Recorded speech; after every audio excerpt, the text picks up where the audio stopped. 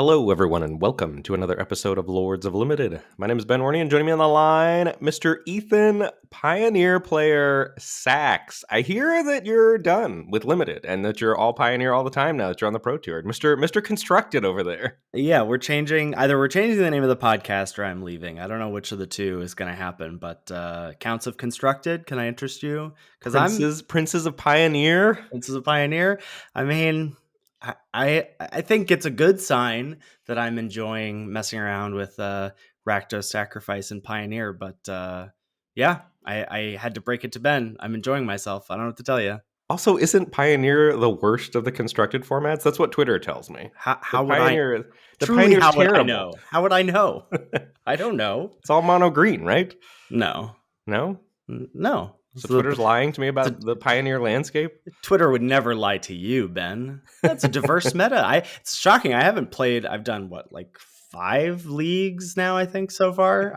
All the constructed players are out there thinking, oh, you sweet summer child. Yeah, I guess so. Another 2 months of grinding. Maybe. I haven't seen another Rakdos Sacrifice deck. There's a lot of weird combo decks out there. Lotus Field, certainly mono green. I played a Golgari mid-range deck, easy 2-0 against them this morning. So there's stuff out there. I don't know. Nice. Yeah. How's the sideboarding life? I've been iterating. How do you feel about that? Ooh, look at you. Got all the lingo down. Got a couple spicy Ethan one-ofs. I don't know. I truly I need to hire a coach or something, because I sideboarding. Every time I get to it, I'm like, I don't know, maybe these. And then I'm like, well, there's nothing I could possibly cut. And then, yeah, it's tough. It's tough out there. I don't know. How do people do it? I don't know how they do it. That's why I play Limited. Which is what we'll be talking about today. The podcast will be intact this week as we ship off Wilds of Eldraine with 50 takes in 50 minutes. Ben, so 2 things. First of all, weird to have a second arena open coming up next weekend for this format. Have we ever had a double arena open for one format? I don't know. I'm glad for them to give me $2,000 back to back. That's what I was going to ask you. Do you feel like you're going to run it back? Do you have enough time next weekend? It'll be dicey. State finals next weekend for those that want to follow along with the marching band season. We placed, I can't say that. That's embargoed. Never mind. We placed very well at semi-state last weekend. I'll leave that to your imagination. Amazing. And this is not embargoed. We were 3rd in our class at the Bands of America Indianapolis Super Regional, which is also quite good. So yeah, marching season's on track. State finals next weekend. So I will get home late Saturday night and probably, again, presumably stay up way too late trying to queue for day 2, but I'll be free on day 2, And after that, you'll have more free time? Absolutely. You know it. That's what I know. And the next question, because I'm not sure maybe we'll get to this at the end of the takes, but we don't really have it in the takes, like what our overall feeling of the format is. What are your thoughts? Are you still happily drafting it? I know you've been dipping your toe into the shadows of Innistrad Remastered flashbacks this week. So are you done with WoE? I think I'm done with WoE until the arena open while Shadows is out, because I really enjoy Shadows. But regardless of which format I have chosen to play over the last week, all I have done is lose. I'm in the worst slump of my life. Yeah, but that's a self-created. I mean, I've only watched a little bit. That's a self-created slump, at least in Shadows, correct? I think probably, but in WoE was kind of trying and still losing. I'm still living my Plat 4, Plat 3 life, I've done an embarrassing number of drafts in that rank. Who do you need to impress, Our listeners love you. I'm not too worried about it. Yeah, I can tell. I just have been on a slump. Yeah. Really unlucky lately.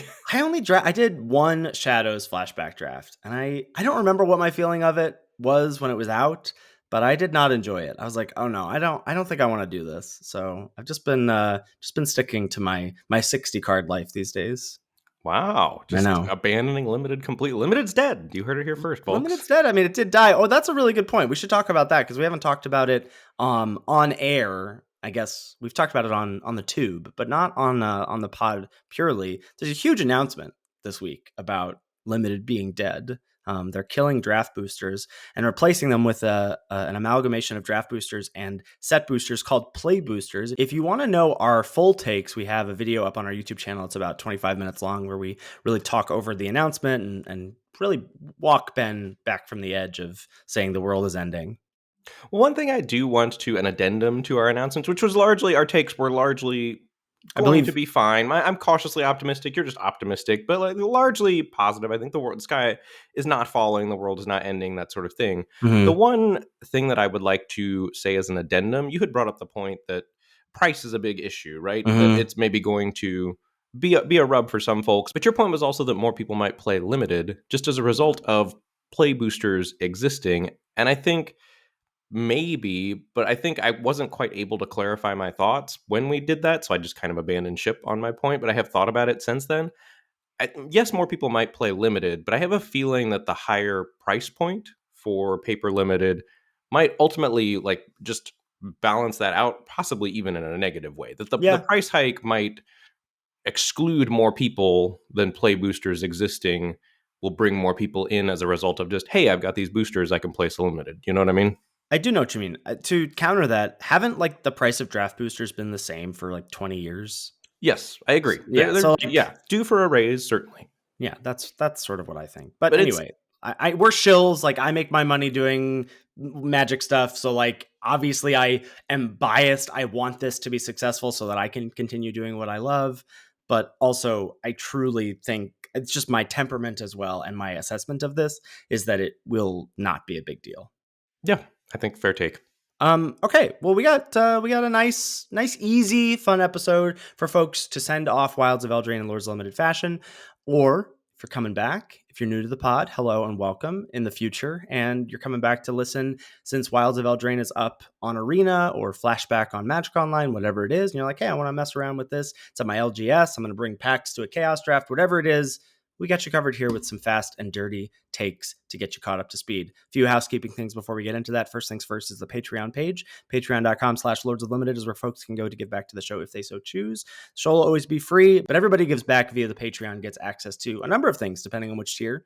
Everyone at the base level gets access to the Discord, an excellent resource for 24/7 limited tech support. Moving on up the reward tier ranks, you can get access to the show a day in advance. You can even get access to the show notes. You know what I do when there's a flashback draft? I don't listen to our voices because God help me if I have to do that again. But I do pull up our Google Doc of our show notes of the 50 takes and I read through them.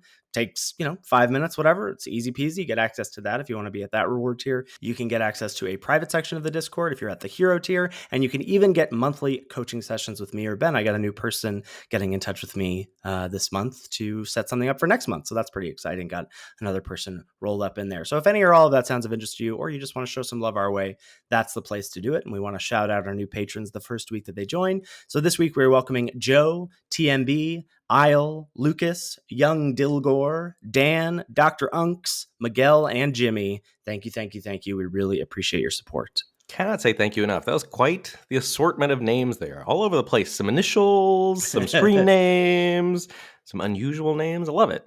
Yeah. Show is also brought to you by Cool Stuff Inc. CoolStuffInc.com, where they've got cool stuff in stock. As Ethan said, maybe you're coming back to this episode, dusting off one of those boxes of woe that you've got sitting in your closet that you purchased right now on the first listening of 50 Takes. You've got it in the closet. You're coming back a year or two later, busting it out, and you're listening to this message again because brilliantly I recommended that you saved a draft booster box of Wilds of Eldraine. Now the draft is dead. You'll never be able to get 15 card packs again. So get them while they're hot at coolstuffinc.com. And when you do, make sure you use code LOL, all caps, to get 5% off anything you order, whether it's magic cards or otherwise. Or maybe you're like Ethan and you've qualified for the Pro Tour. You're going to need to buy some singles for that Pioneer deck. So whatever you're collecting, get it at coolstuffinc.com. I am 100% going to be assembling my Pioneer deck, whatever I end up playing from Cool Stuff Inc. That is for sure. Ben, I know you have no trouble feeling FOMO on weekends where there are events. Any CubeCon FOMO for you this weekend? I know you're not a huge Cube guy these days, so I wonder if the sort of excitement outweighed that, or if you were like, looks fun for you, not for me. Well, first of all, I would like to say that I am a champion of FOMO. Yeah, Not I just know. good at feeling it. I am just Okay. top-notch FOMO. And I didn't feel much for CubeCon. Like, I enjoyed following along to people that were there and seeing records and seeing decks, but I didn't feel like I needed to be there Yeah. necessarily. And if it ever worked out with my schedule to go, I would happily go, but I doubt I will Oh, ever be able right. to if it is mid marching season. So Yeah, that's also fair. also know that the dream of going is not really there, so FOMO is not really an option. Yeah. Yeah, I was watching the coverage. I thought was excellent. Shout out to NRG and the folks who were on commentary. I thought it was really, really good. I was feeling a little bit of it. Maybe for coverage, maybe for a weekend full of drafts. Seems like a cool take on a Magic Con for sure. So might try and make that happen next year if I can. Any thoughts on Wilds of Eldraine before we get into these 50 takes? Any teasers? Any little tidbits? It was kind of hard to do 50 takes. Like, not because the format's not good, it's just hard to put in a box, I think. That was the challenge I had. Like, usually I feel like I'm pretty good at summarizing formats up, and this one was a little tough.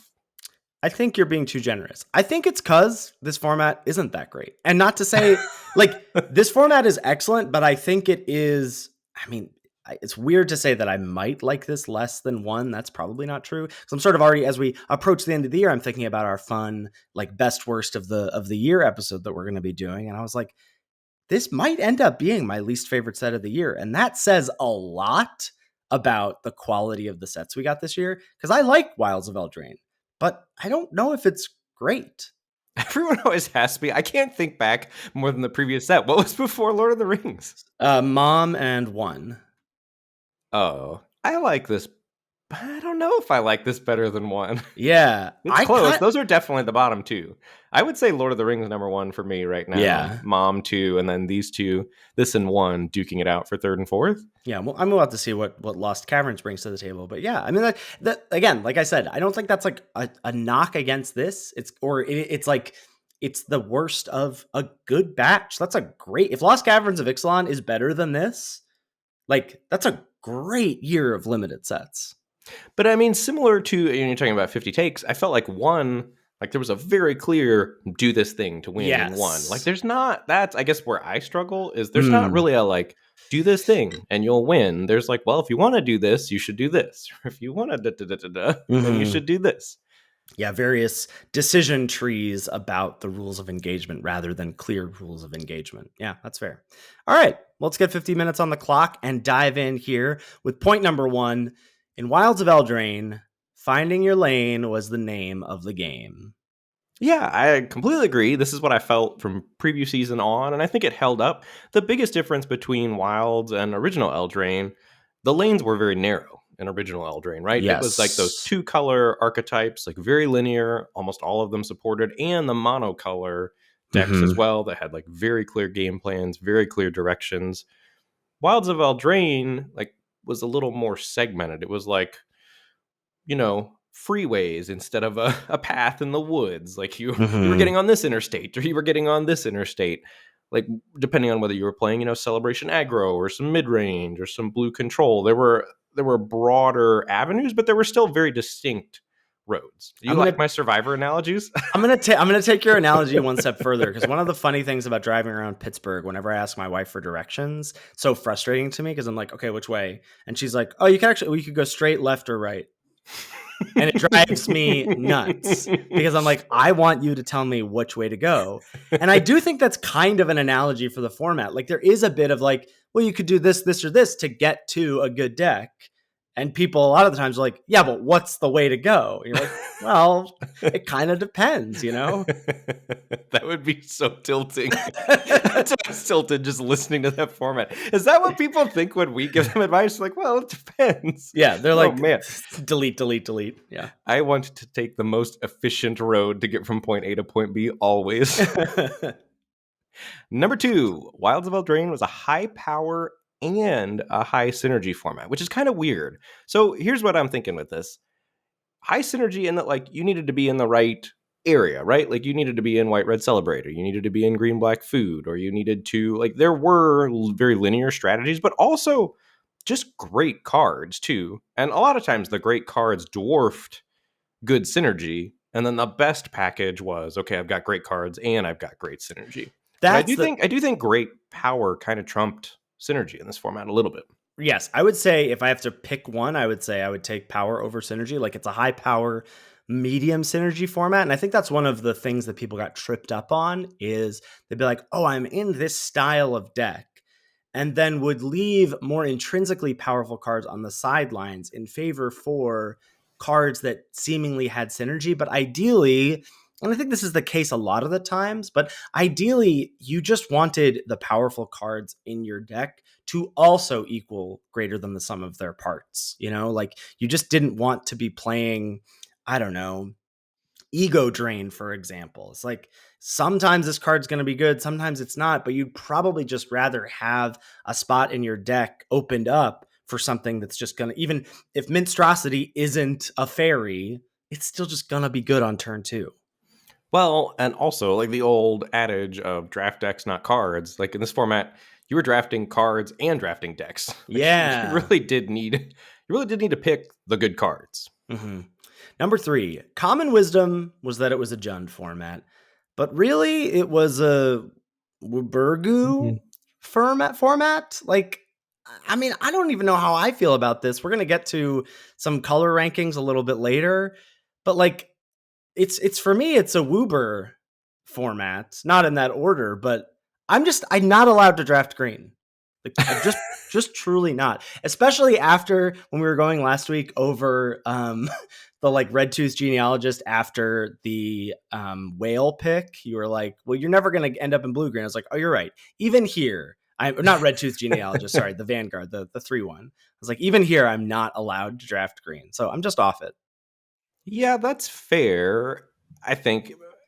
But like trying to mix our opinions in with common wisdom and the data, certainly you can say blues commons are definitively the worst. Like if you're just talking about face value, I think. So if we're going to use the D word, I did check 17 lands this morning because I was curious, and I eliminated the first 2 weeks, as our good friend Sirkovitz often tells us to do. Okay. So I eliminated the first 2 weeks, sorted by top users, as you like. Can I tell you? I'm just going to run through it here. Torch number 1, my boy, Hopeless Nightmare number 2, Candy Grapple number 3, Into the Fey Court number 4, Hopeful Vigil number 5, Spell Stutter number 6. Hamlet Glutton is not, I can't even find it. I have to scroll down so far. Like, there's no green commons. I don't know what to tell you. Like, I think the data may be on board with green stinks. All right, I'm here for it. Sign me up. Data's great. Get on 17lands.com, everyone. But all of that is to say, wow, I can't tell if he's endorsing or not. But all of that is to say is I think the common wisdom began with this was a Jund format.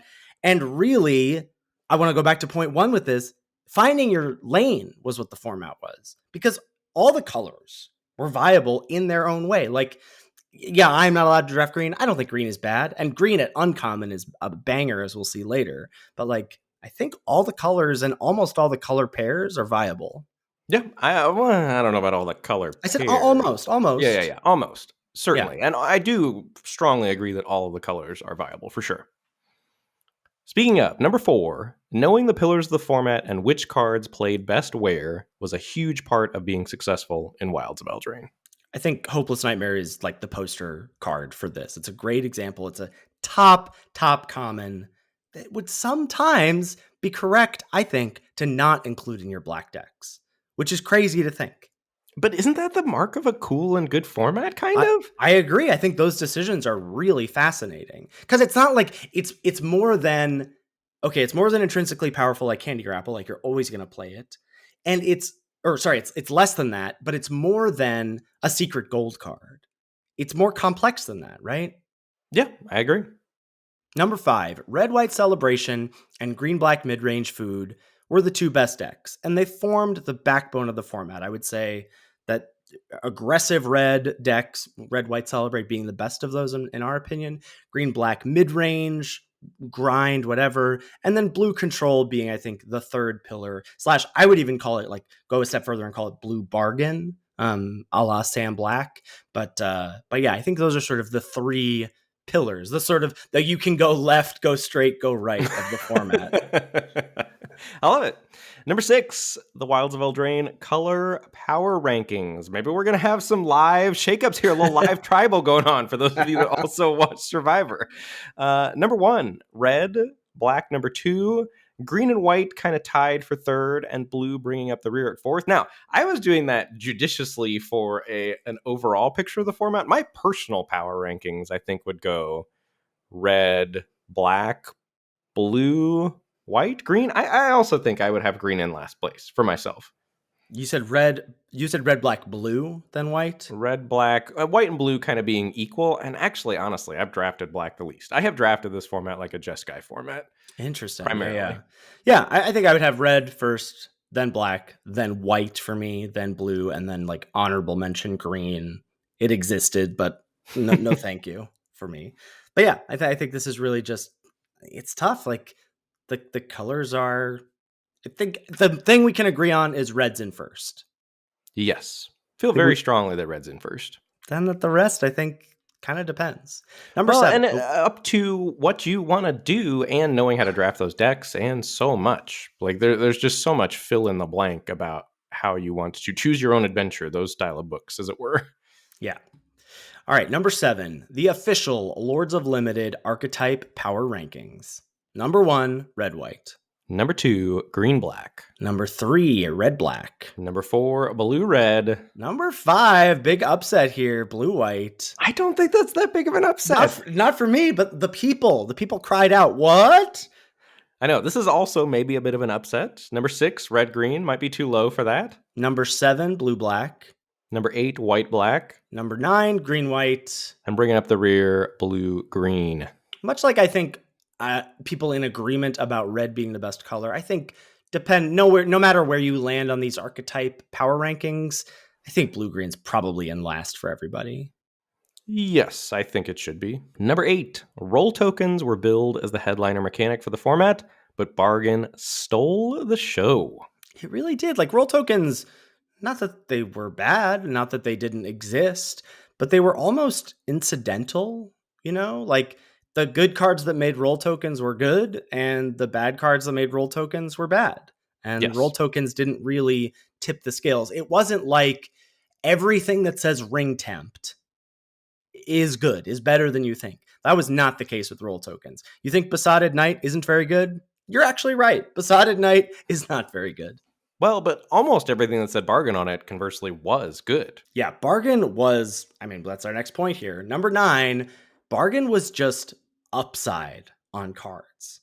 Bargain fodder was everywhere. Sure, sometimes you weighted things a little bit more if you had a hatching plans or whatever, but like having tokens, having hopeful and hopeless enchantments running around, it was just pretty easy to have fodder for the bargain cards. And so going in a card like Agatha's Champion, the 5-mana 4/4 trample bargain fight something, we were like, this is usually a clunky-ish card, plus like you have to jump through some hoops for it. No. Bargain, it wasn't like it was modal. It wasn't like it was something you had to work for or build around. It was just pure upside, I think, on a card. Yes, absolutely. Number 10, the roll token power rankings. Number 1, Young Hero, and I think a pretty clear number 1. And a huge mover up, I think. We were pretty low on this in the crash course. But yeah, a clear number 1, and I think a clear number 2 is Wicked roll tokens. Yes, absolutely. That's being the most aggressive of the roll tokens, and those aggro archetypes cared about, the boost to their creatures the most. Mm-hmm. And the next 3, I think, you go in whatever order, kind of. We have a monster, then royal, then sorcerer, but those are all fairly interchangeable. Mm-hmm. And then bringing up the rear is Cursed, which is another one that has its own point coming down the stretch. Number 11, Celebration happened naturally, and the intrinsically good cards helped you celebrate. Like, it wasn't that celebration didn't matter. It wasn't that it wasn't something you were trying to do in your red-white decks, but you weren't going out of your way to play clunky enablers. Right. This goes back to the high power, high synergy format. Right. The good celebration cards were good cards. So you picked the good cards, and then by extension, you had a good celebration deck. Right. It's like, maybe you do a thing where you're like, well, I'm going to play a Return Triumphant because I can get back my Ash and then get the Young Hero roll. And then I go to attacks. And now my Ash that's a 2-mana hasty 4/4 or whatever. So there's like, that's the kind of like, I don't know, slight greater than the sum of its parts concession to synergy you might want to make, but you're not like, yep, playing Basada Knight, yep, playing, like you could play Red Cap Thief. It wasn't the worst thing to play in the world, but a 3-mana 2/3 is a little understated, and you're not doing it just to get the 2 rectangles. Speaking of, number 12, Rectangle Theory was alive and well in Wilds of Eldraine because of rolls, celebrating, food tokens, rat tokens. There were rectangles abound in this format. And I feel like it takes it a step further than just like whoever makes the most rectangles wins. It's like whoever uses their rectangles better wins. Because it's not good enough just to make food tokens. Like, are you also aggressive and chucking them with Sweet Tooth Witch or sacking them to your Hollow Scavenger or whatever? Like, or are you tapping them for mana with Knight of Sweet's Revenge? Like, it's not just enough to make the tokens. You have to use them as well. Sweet Tooth Witch was my arch nemesis in this format. Like, just take an 8 to the dome from Sweet Tooth Witch after I'd stabilized the board. That happened too many times. Number 13, Adventure was very appropriately powered in WoE, except for Imidane's Recruiter. I owe that card a huge mea culpa. It's very good. Very good. Truly, no kappa. I think Imidane's Recruiter is the best pack one pick one in the set. Like, oof. What Gruff triplets? Absolutely not. No question there. Imidane's Recruiter is making your deck like 95% of the time. Gruff triplets is hard. And Imidane's Recruiter, it's the same thing as like, were you talking about Sweet Tooth Witch? Like, how many times have you been like, all right, I think I'm in a good spot. And your opponent's like, 2 knights, you're dead next turn. You're like, oh, well, that's not fun at all. But some of that is that being the best deck intrinsically also. Like, some of Imidane's Recruiter being the best. If red-white were as bad as blue-white is, like, as far as, like, composition of the archetype, Imidane's Recruiter would be significantly not significantly worse, but would be worse. Like, it's getting a benefit of the archetype that it goes in best being the best archetype. I guess. I think this card is more egregious than Zenith Flare in Ikoria. Like, no. For sure. Because only one deck can play Zenith Flare. Every deck can play Imidane's Recruiter. And, like, all you need to do, just make the Adventure 3 white. Just make Imidane's Recruiter cost 1 red. Like, that's all you need to do to not make this card the best card in the set. But it is. Fawn's Bane Troll is a significantly better Magic the Gathering card than Imidane's Recruiter. I don't think so. I don't think so. Sorry. Yeah. No, I will fight to the death. But if we're talking power level, Imidane's Recruiter is not the most powerful card in Wilds of Eldraine. I don't even know if it's top 5. But it's the best. No, okay. What I'm saying is a different thing than you. And let's make sure we really argue about this right now. I'm saying it's the best card to pack one, pick one. I'm not saying it's the most powerful, just like does the most busted things. Like that would probably be Gruff triplets or whatever. What I'm saying is this is in terms of power and likelihood to make your deck, this card gets the nod. I would agree with that. That's hard to argue with. Okay. Also, Adventures being very appropriately powered in WoE. Off-color Adventure was really cool. It was a cool twist on the Adventure thing. Like we saw this with Off-color Kicker. I really like this like split thing. It adds a lot of depth to the format. And it's really impressive that they're able to do it, as they did in DMU, in a set where like there's so much fixing. And so you have these decisions of like, okay, I'm taking Threadbind Click. Is that because am I splashing the blue half? Am I splashing the white half? Am I playing both? Is this a pull into that color pair? Like really cool questions that you have to ask when you take those cards. Well, and cool that aggro was as good as it was, too, because it prevented the format from turning into good card soup, right? Mm-hmm, because otherwise you just take all the best cards, which is kind of how I was drafting the format. But that wasn't necessarily the default strategy because streamlined aggro was so strong. Number 14, avoiding design traps was critical for success. Yeah, I think biggest defender here is blue-white tapping. But a lot of this, like the blue-white tap, blue-green 5 mana value, even like Ruby Daring Tracker for like 4 power matters. It's just like those kinds of things outside of, I would say, red, white, and black, green, the signpost stuff and like what WotC said the color pairs were supposed to do just wasn't really it. Well, and a lot of that goes back to high power, less synergy, right? Like the Yes. synergy that you could get from blue white tapping was easily disruptible, or the synergy that you got from blue green 5 mana value. Like it was there. You could do the thing, but it was just oftentimes worse than the card quality you could get as powerful cards. Right.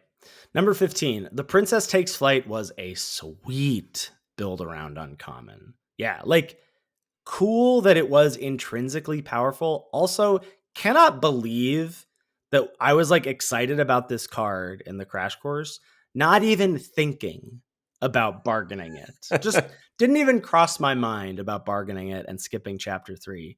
But yeah, the times where you got to Princess Takes Flight, pick it up with Stockpiling Celebrant, Princess Takes Flight, bargain it away, you just win. You're just winning that game. Well, and cool also that it's very powerful, but also similar to Hopeless Nightmare. It's like sometimes you leave it on the sidelines, or sometimes Right. it doesn't make your deck, or sometimes it's not a high pick for you, depending on where you're at in the draft and what you've got. Like it was a very wide power range on that Yeah, card. that's a really good point. Number 16, Collector's Vault is a lifestyle. A magazine that you have a lifetime subscription to. I love this card way more than I should. Like, it's not the most powerful Magic card, but if you could get to a certain game state, it was very powerful, and I love trying to navigate to certain game states. That's probably a leak that I have as a Magic player. You do really like a warm, cozy feeling. I do. Like, you want to win in a resounding fashion. Like you're like, I don't want you. You're at, I'm at 1, you're at 0. You're like, I want to win, and I want to be winning for many turns. That's exactly how I like winning, for sure. But Collector's Vault, yeah, this did it all. It was fixing, it was filtering, it made sure you didn't run out of gas, let you splash, gave you rectangles, gave you half of a Celebrate trigger every turn, gave you artifacts to chuck to Food Fight. That's still on my bucket list. I But, know. yeah, great card. Number 17, there were a lot of X1s, and X1 was a very punishable stat line. Draft them with caution. We have Rat Out, Flick a Coin at common, and Shrouded Shepherd's Adventure at uncommon to hose X1s. Where did you land on Rat Out at the end of the format? I rarely cast a Rat Out ever Yeah. all format, but I do think that's largely due to how I drafted the format more than it is an indictment of Rat Out as a Magic card. I think Rat Outs are very good if you're a proactive black deck, like getting those early racing situations and swinging an X1 in your favor while getting the Rat for 1 mana is big game, but I just didn't draft that style of deck a lot. Yeah, I think I came down on Rat Out as the format progressed. There was the time where I was like, every black deck wants 1, but I think every black deck wants like 0.7 copies of Rat Out, something like that.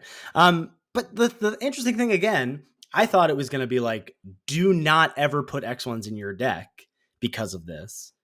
But you still did. You still played the good ones. You played Ratcatcher Trainee. You played Minstrosity. You even played Armory Mice sometimes. And if it got, it got. But like, it's cool to have that much stuff that targets X1s and still have a line with which above you would still play them.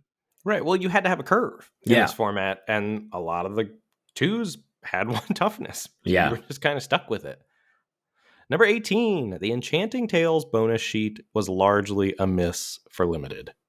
Kind of a bummer. Like we almost got a preview of play boosters with this format because there were basically 14 cards in these packs. Like a few exceptions. Yeah, Hatching Plans probably emerged as my favorite of the uncommons, even though Utopia Sprawl was excellent as well. But like not a lot else, right? There was stuff like Bitter Blossom, a really powerful rare. Goblin Bombardment was a cool build around, just a very powerful card. But yeah, I think Hatching Plans to me is what I'm going to remember from the Enchanting Tales sheet. Yeah, and that's cool, right? That is cool to have that in the context of bargain. I think that's a big win in a bonus sheet that was largely a big loss. Number 19, lots of WOE cards required things of you, but still weren't the best cards even if you met their requirements. Again, going back to power, like high power mid synergy, a card that I really liked, Cursed Courtier, there's still a cost. Like You never felt great tapping out on turn 3 for a 1/1. You were like, Please no flick a yeah, coin. Please right. no flick a coin. Right, fingers crossed you don't have removal, and then maybe I'll get to do the thing. Similarly, like Baronaughty, like sure, maybe you're gonna get the lifelink, but maybe not. And like you better hope that your deck also wants the rest of this card, Well, and even if you do the thing with Cursed Courtier, for example, a powerful card, then presumably still not one of the best things to do in the set. That was just like kind of some cute synergy you could have. Right. Yeah. Again, not a bad card, but like when you think about, okay, I definitely like you look at this card, you're going to have to do some work. Probably not a lot of work, but you're going to have to do some work in terms of drafting, deck building, etc., gameplay. And then even when you do the thing, it's not like you auto win, which is kind of crazy to think about. Like, yeah, I'm definitely going to jump through a bunch of hoops just for this. Not usually is that something you want to do. Number 20, the Golden Egg Award goes to Prophetic Prism. Was there ever any doubt? Was there ever another contender? I don't think so. I love Prophetic Prism in this format. It is my child.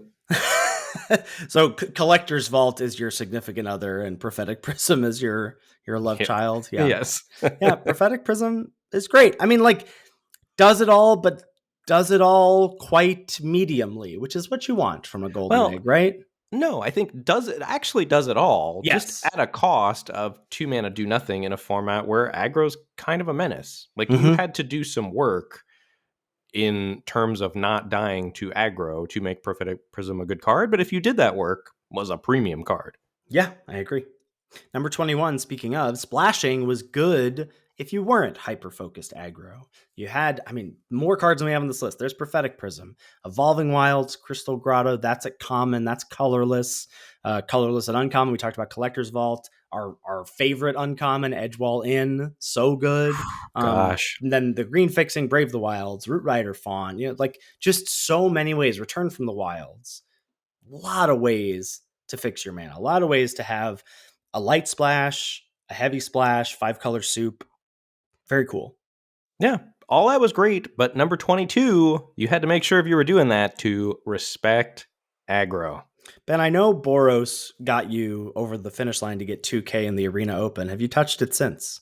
A couple times, yeah. I'm not above a good Boros deck. I certainly think my fun in the format lies in trying to beat the aggro decks, and that's been by far my favorite thing about the format, is that the aggro decks are so good, but there are also a lot of just very good cards that aren't aggressive cards, and just trying to solve the puzzle of how do I consistently not die and then get to cast all these very powerful cards. That was by far my jam in the format. But if you weren't packing aggro, you definitely needed to be prepared to beat it. Like lots of cheap creatures, lots of cheap interaction. You couldn't afford to be slamming your Prophetic Prism on turn 2. You needed to be casting your Prophetic Prism on like turn 4, 5, 6 as a double spell after you'd already kind of stabilized.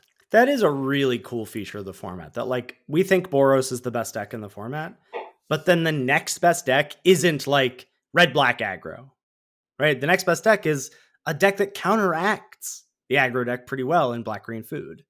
Yeah, I think for me, compared to Phyrexial V1, where it was jam, jam, jam, jam, yeah, figure out how to jam in a slightly different way with each of the archetypes in Phyrexial V1. There was some push and pull, some yin and some yang. Mm-hmm. Number 23, Brave the Wilds is one of the coolest variants of Lay of the Land we've ever seen. Single green, search of a basic with pretty massive upside. Yeah, I think actually where this card was best was in like red-green type beatdown decks where you could like turbo out, bargain, make your land a 3/3 and be bashing for like 7 or something on turn 3 or 4 with a double spell. It was really oppressive. I never really got to do that because I wasn't predisposed to draft that type of deck, but it happened to me. Way more than I would have expected when I saw Brave the Wilds during spoiler season. Yeah, I never drafted the red-green decks either, really, but I definitely see it for sure. I definitely saw it on the other side of the battlefield. Number 24, Gingerbrute, still great in 2023. Gingerbrute is the young hero of Wilds of Eldraine, right? It really is. Card loved a young hero roll token. It also just loved roll tokens in general. Played very well in the food synergy decks. It just did a lot. Yeah. Yeah, it was cool. I do think like came around to thinking about Gingerbread as largely a red card, great in aggro, and then kind of a trap in food decks. But like not always. Actually, like sometimes when you had Night of Sweet's Revenge, it was just like hasty Llanowar elves, Yeah. Number 25, Grabby Giant has reach. I attacked into that card an embarrassing amount of times. The amount of times I've done it, and then like in the pause where I go, oh no, and then I go, maybe they think I'm a tag, got a thing, that they never do. They always call. They always call. But it got a shout out, I think, Secret Haste as the true secret reach of the format. Have you ever attacked a Gingerbread into a Brave the Wild's land? I did, and I was very sad afterwards. Yeah, Secret Haste, also a thing to look out for. Number 26, taking good 1-drops and 2-drops was incredibly important in draft.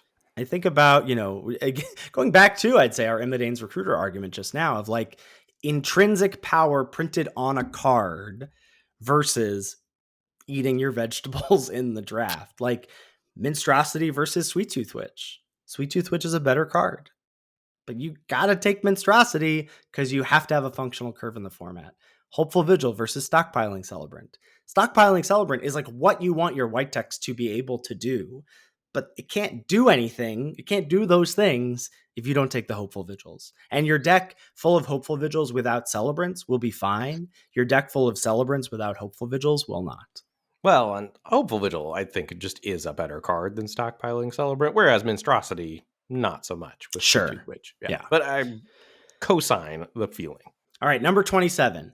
You could go infinite with 3 Blind Mice and Yenna Red Tooth Regent. Did you ever see this? I saw a screenshot of a Splinter Twin situation. I did never experienced it myself. So Yenna makes a copy of any enchantment, right? Any enchantment you don't have another named enchantment of, or more than 2 copies or whatever. So you can make 1 copy of 3 Blind Mice with Yenna. And then 3 Blind Mice's chapter 2 and chapter 3 is make a copy of target token you control. Well, Yenna makes a token of 3 Blind Mice. You're off to the races. You have a printing press of 3 Blind Mice sagas just going. Printer go burr. Yeah, love to see it.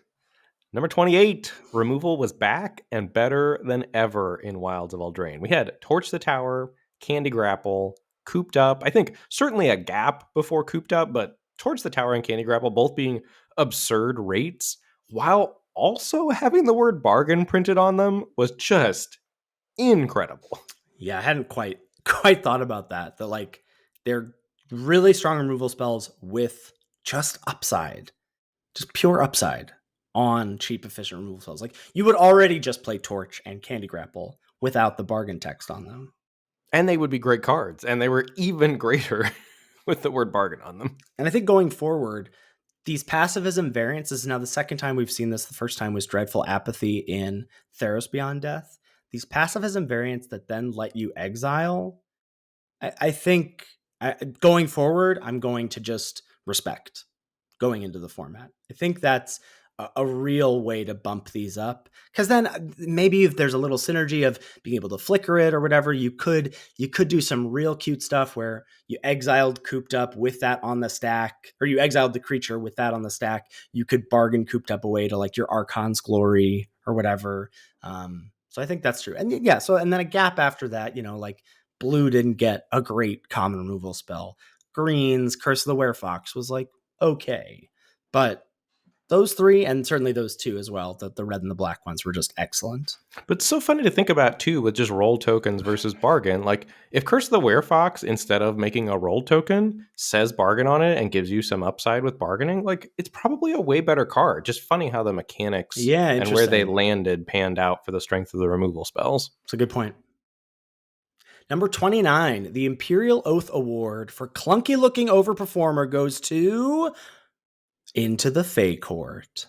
I mean, I am here for this take. I love an Into the Fae Court in my blue decks. There is not much more of a deflating feeling than when your opponent is stable and they cast Into the Fae Court. Like, you just feel like, okay, pack it in. Game's over. I just got 3 for 1, kind of with a 1/1 fairy, Toucan running around too. For a live look-in on Ben feeling just that, you can check out our draft battle video for this format on our YouTube channel. Yes. So I think just for me, this is the card I had the greatest journey about. We came off of Lord of the Rings with Lorien Revealed. That was your pet card in the format. That card was great. Here's another 5 mana draw 3 in blue. Is this going to be excellent? Is this Mull Drifter?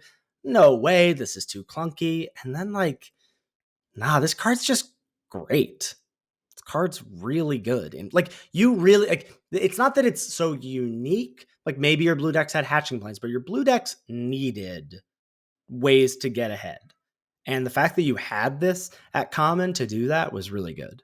Well, and the beauty of it also is that you didn't really have to spend a pick on it. Correct. You were gonna get a copy of Into the Fate Court if blue was the right place for you to be, and blue was often open because it was a little less good at common and the decks were a little harder to put together, a little more decision making that goes into the construction of blue decks.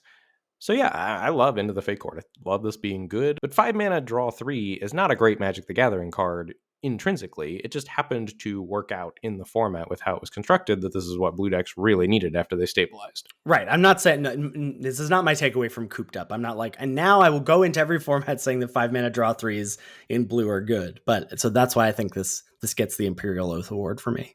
Yeah, I like it. Number 30. Ariad's Tempting Apple is the best threaten effect we've seen in a long time. What can't this card do? Colorless. Be good for me. Yeah, be good for you, but I bet it was good against you. It was good against me. Yeah, it's really annoying to lose to, but by the time I accepted that it was a good card, I started being less annoyed losing to it. Yeah, it's cool that this was colorless. Cool that it had some synergy beyond just being a threaten, like the fact that it was a food, the fact that you could gain life from it, I think was also pretty cool. And I also really but it was fun to count backwards, be like, okay, that's in play. So now I'm actually at 8. So how do I need to play with this in play against me? Or this was then Lava Axe sometimes against your opponents. This card was just good. And you could even I never really did it though, but you could do a Steel and Sack deck with Callous Sellsword. Well, and picking it up with stockpiling Celebrant was a cool little synergy. Oh, yeah, I definitely did that for sure. I finally put this in my deck for the first time this past week. Twitch chat convinced me to do it, and then I was playing the games out on mobile after I was done streaming, and it was miserable. It just confirmed that I never want to play this card, but it's good. Wait, can you unpack that a little bit more? Or? I put it in a red-white deck where it should be good, and it was the typical terrible threaten. You have this after they've killed your 2-drop and your 4-drop, and you're left with an Ariad's Tempting Apple in your hand. You're like, what am I doing with my life? Okay. Yeah.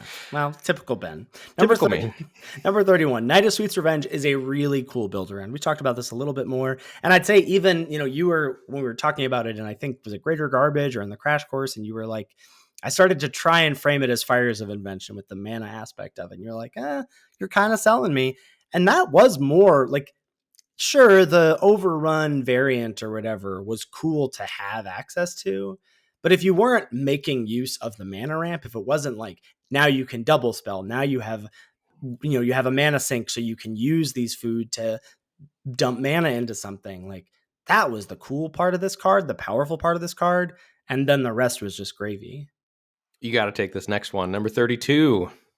I don't care what the data says. Back for Seconds rules. Cosign. I love Back for Seconds. Card's really powerful. I do think, the interesting thing about this is you often think of Soul Salvage or whatever, get back to creature variants. You need high creature counts. I actually think you often played this in lower creature count decks, 10, 11, 12 kinds of creature decks. But just really having strong stuff to get back was important. Bargain was upside. You're saving mana on this sometimes. Pay 3 mana, get the 4-drop back into play. This card's great. Don't let the haters get you down. Love Back for Seconds. Go for it. Number 33. White's got a bad reputation, but its top commons all play very well together. You don't got to tell me, baby. I'm stockpiling Celebrant's #1 fan. Well, and just that that and Hopeful Vigil being the top two commons and how well they worked in tandem. Like the fact that they were the top commons, again, going back to high power, medium synergy, or high power, high synergy, they were both the most powerful commons and then also had synergy with each other. Pack those along with Kellen's Light Blades, interacting well with Hopeful Vigil, cooped up, being able to be fired off early, picked up with stockpiling Celebrants later, moved over to another creature. Like, and White just had a good game plan in and of itself. Could play aggressive, could play controlling. Its cards all just worked very well together. They were very complementary. Preach. Number 34, Lord Skitter's Butcher, aka Rata 2-3. That never really caught on, did it? Lord Skitter's Butcher is closer to Voracious Vermin than you would think. I mean, it's basically a 2-3 Voracious Vermin that can't grow. Yeah, but sometimes has other utility. I mean, it is a better card, but they're largely interchangeable. Lord Skitter's Butcher was significantly less good than I thought it was upon seeing the card. I went to a brewery on Friday to do a paper draft with some friends, and I think for the first time used the Menace ability on this card for lethal, but like I was like, oh wow, this can do that? Oh, that's pretty good. So like Voracious Vermin can't do that, but I thought this was going to be the best black uncommon in the set. It was not even close to close. Not even close. Number 35, Enchantments Dying is a trap. Rest in peace, my pre-format take that Warehouse Tabby was going to be the best black common. Yeah, you were like, is this card broken? But to be fair, in your defense, I also thought this card was going to be excellent. But the Enchantments Dying thing is just a trap. This card's bad. Wicked Visitor. And I guess I don't want to use the B word because I did have like one time a successful black-white Warehouse Tabby. I think even Knight of Doves was in that deck, maybe like kind of deck. But it wasn't something I went after. It was something that sort of fell in my lap a little bit. Well, and one of the things too, this goes back to bargain versus roll tokens. Like you could bargain without roll tokens, right? Because you got tokens everywhere to bargain with. So for Warehouse Tabby to work, you needed to have made a roll token and then bargained away the roll token, which were arguably the worst things to bargain away. Like there were just so many steps for not enough payoff compared to the power level of other cards. But imagine if Warehouse Tabby says, when you bargain, like make a 1/1 rat. Like all of a sudden it is back to like premium, you know? Yeah, that would have been sweet. Number 36, Unruly Catapult plus Curiosity was a sweet combination. Admit it. It was good.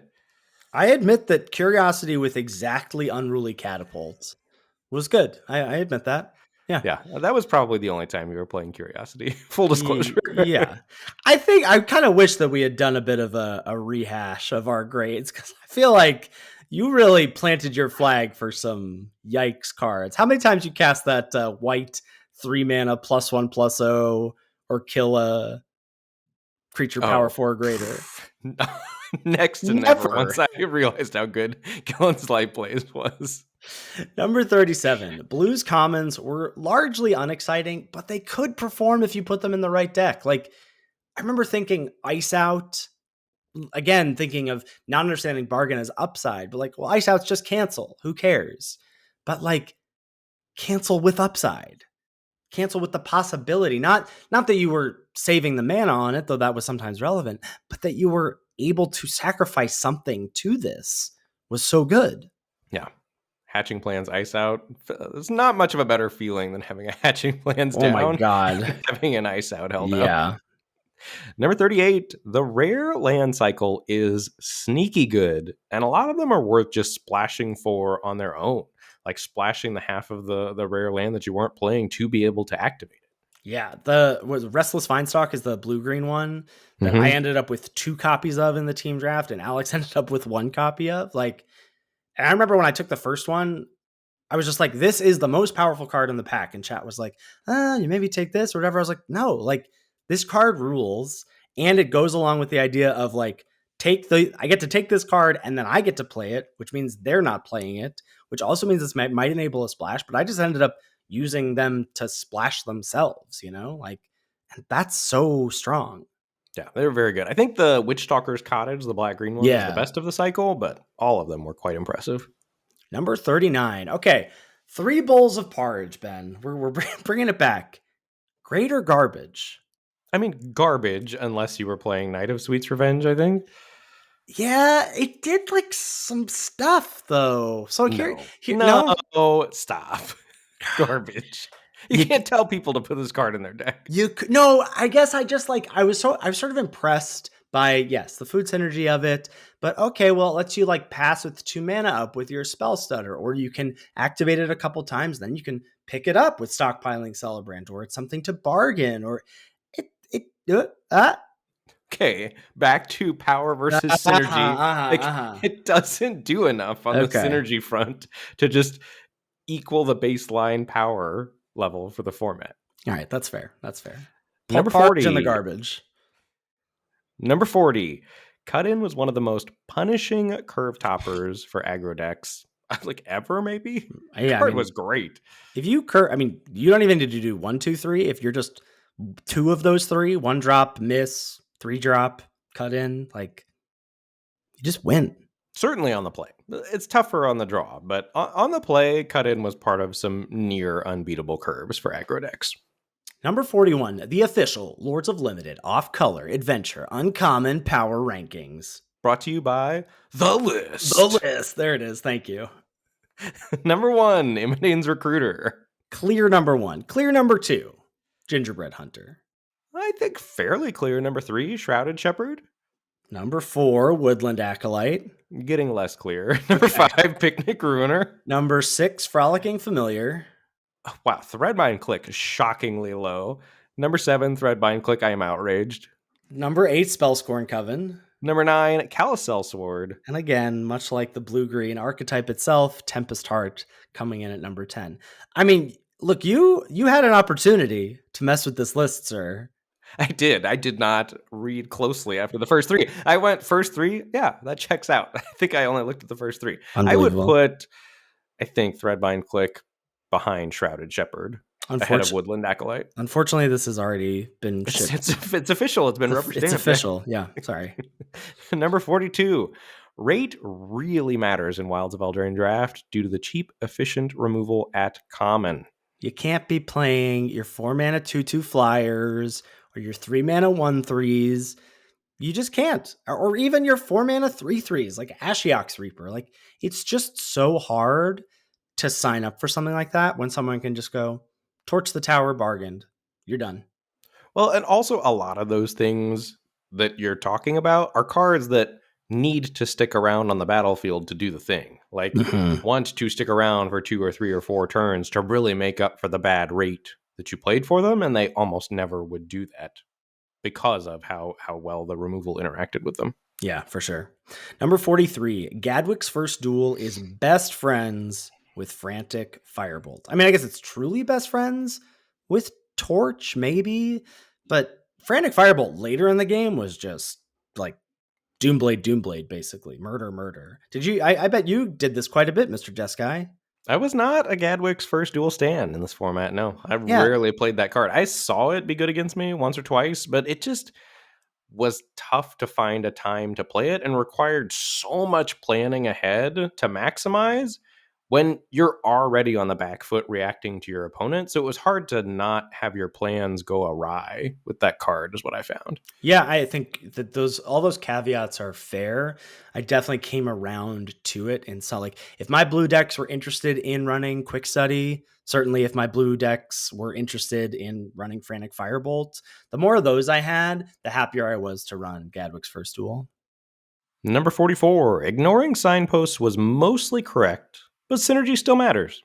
Yeah, so when we say ignoring signposts, we're just saying, like, you don't have, like, to be in red-black, you don't have to focus on rats, right? Like, I wasn't really caring. It's why Tattered Ratter just is replacement level for me most of the time in the format. That's the 1 in a red 2/2. If your rats get blocked, they get +2/+0. Like, sure, you play that in red-black. Your red-black deck is never going to miss that card. You're never getting into red-black for that card. Red-black was just, like, it could be grindy, it could be more rectangle-y, it could be aggressive. Knowing what you were doing in that respect was more important than, like, I see Totentons, I'm rats. That's what we mean by ignoring signposts. I think one of the, we're talking about this format maybe being medium or like still good, but not as good as some of the other formats, is exactly that.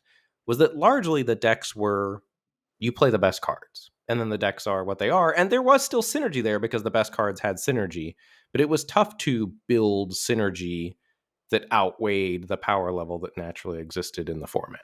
Yeah. Number 4. Oh, I don't know what I'm doing. Sorry. Go for it. That's your card anyway. Number 45, Kellen's Light. That's probably what happened. I saw Kellen's Light Blades and Yeah, was just like, boom, me. Number 45, Kellen's Light Blades was a reward for drafting control decks, and you could get them criminally late sometimes. I mean, and this was eminently splashable. If you were just like, whatever, if you were doing your Jeskai thing and you were base blue-red, sure, slap a couple of Kellen's Light Blades in there. That card felt right at home. It was so good. Again, going back to, we think about these kinds of cards, these kinds of effects, 2 mana, deal 3 to an attacker or blocker, bargain, kill it dead, and bargain is upside. That's amazing. Well, and also you knew that a lot of your opponents were going to be walking into it because the plan A in the format was turn my thing sideways, correct, get you dead. Yeah. I had a really cool game. It was either my day 1 or day 2 run for the Pro Tour qualifier that my opponent telegraphed that they had Kellen's Light Blades with their Princess Takes Flight in play. Oh, I saw that. Yeah, and you stranded it because you didn't attack back into them. Okay, because they had they paused when it was on chapter 1 and I attacked and I was like, oh, that's it. That's what they have. So then I just didn't block or attack the next turn cycle and got my creature back because they didn't have another way to bargain it. That was cool. That was cool. Number 46, greens uncommons were all bangers and a large part of the color performing well, or a large part of being incentivized to draft the color, right? Like, and these are all bangers. Like Tough Cookie and Welcome to Sweet Tooth were my 1 and 2 uncommons for the format. Gingerbread Hunter, Agatha's Champion, Stormkeld Vanguard was so good. Like, can you beat a 6/7 with evasion? You can. I mean, if you're on board and you're aggressive, but like if you just look at greens uncommons on Scryfall, it's overwhelmingly just excellent cards. But the weird thing about it is they were almost all B minuses or Bs. Like I think some of the other colors had uncommons that stood out a little higher than some of greens, but greens were all just rock solid, pulled you into green. And then trapped you there. Number 47, cursed rolls are both better and worse than they look. Talk to me about this. Well, like, they could be amazing. You drop it on a Hamlet glutton and you're like, holy cow, this is awesome. And then you also see them with like a bunch of 1/1s and 2/2s and it doesn't do anything. Or you also see them with creatures that have +1/+1 counters or their own roll token on them. And you're like, this doesn't really do anything. But it's still like, the sort of, you compare this to cards like Transmogrify or Kasmina's Transmutation or whatever. Stroke of Midnight is in this format, and I don't think that card is playable. Like the whole like shrink the thing into a 1/1 is generally not a good card, especially in a format where you could pick it up with Celebrant, or you could put a roll token on it to make it still a threat. But when I saw the card Diminisher Witch, the 3/2 with bargain, make a cursed roll token, I thought I would like never play that card. And again, it's because bargain is upside that I was playing that card, but I was also happy to have that cursed roll, access to that cursed roll a lot. So just interesting. Like, yeah, it was last place in our power rankings for the roll tokens, but still good, but it's also not great, Situationally, a very wide power range. Yeah, I do think Stroke of Midnight's playable. I wanna just put a word in for that card, a little reference for Stroke of Midnight. If you're a control deck, Stroke of Midnight's playable. I don't agree, but that's fine. So that's why it's not one of our takes. It's a sub bullet point.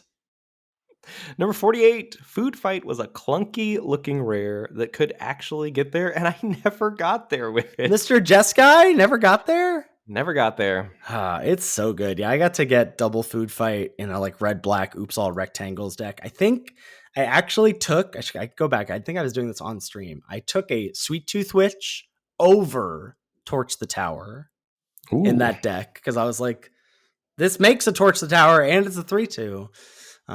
Ended up being really good. Yeah, Food Fight was fun. I had to lose to it first with an opponent who had it and Collector's Vault, and then I was like, okay, I get it. I get it. The old Marshall. Yeah, exactly. Number 49. There are, I would say, 3 magic numbers in Wilds of Eldraine. I agree. I love this take. There's 1 for X1s, right? So getting out of range of that is important to know. Then there's 4, which gets you out of range of Bargained, Torch the Tower, and Candy Grapple. And then there's 6 that gets you out of range of Bargained Grapple. And I guess like Glutton. There's Hamlet Glutton. There's Hamlet Glutton. Well, and Vanguard, but yeah. But like, I don't even think about this just in terms of the creature stats. Like sometimes you had counters with your Picnic Ruiner to drop on creatures, or you had roll tokens to put on things. And so already you were thinking, okay, like what colors am I playing against? What, even Kellen's Lightblades, like getting to 4. So like you have to bargain it if you're going to kill this. You wanted to think about how you were augmenting your creatures based on these thresholds of toughness. Love it. Number 50, Wilds of Eldraine was our most successful set as a podcast. Gotta be, right? We had a resounding victory over Team Resources in the showdown. Absolutely savaged them. Yeah. I won 2K in the Arena Open, which was sweet. Another one coming up, maybe another 2K in the works. Love to see it. And I got the Arena Champs and Pro Tour qualification for the sealed format, which I would say by far the coolest accomplishment of those 3. Sure, for sure. So that's like, I will remember this format fondly, obviously, for those things, but I don't think this is not close to an all-timer for me. But do you think some of that is just how dialed into the format we were? Like, I think Worth's coming across as saying this format was kind of simple, kind of straightforward, but I also feel like I have a deep understanding of the format. And that maybe some people don't quite grasp it as well as I do. Yeah, that I think if you have to, again, to go back to our tweets, if you have to give this elevator pitch thing, I do think understanding that dynamic between power and synergy, that they both matter. One matters more than the other, but that's not to say that the other doesn't matter, Yeah. Like, I feel like I really understand that. And yes. I feel like you do too. And that maybe that is a little simple, because that is, at the end of the day, I think, what the set boils down to. Yeah, but also a skill that you need to be good at Magic, right? Like being able to find that line and when to dial towards the power and when to dial towards the synergy. Yeah, well, because the knobs are going to get tweaked in different directions for different sets. Right, for sure. Yeah, very cool. All right, great place to wrap us up. Thank you, as always, to Salty Pretzels for our intro and outro music. Make sure you give it a listen. Thank you so much to CoolStuffInc.com for sponsoring this podcast. If you're heading over there for any and all purchases, please use code LOL when you check out to let them know we sent you there, and more importantly, to get 5% off anything you purchase. You can find all of our content on our website at lordsoflimited.com. There's links to our Twitch streams, links to our YouTube channel where we're dropping multiple videos every week. So head on over there and like and subscribe and follow, do all that good stuff. You can find our tier lists. You're going to want to get in on that for Lost Caverns coming around the corner. You can get access to our merch and, of course, our episode backlogs all on our website. If you've got any feedback about the show or any questions, shoot us an email at lordsoflimited@gmail.com. Thanks so much for listening, and we'll catch you next week for another episode of Lords of Limited. Thanks, everybody. See you later.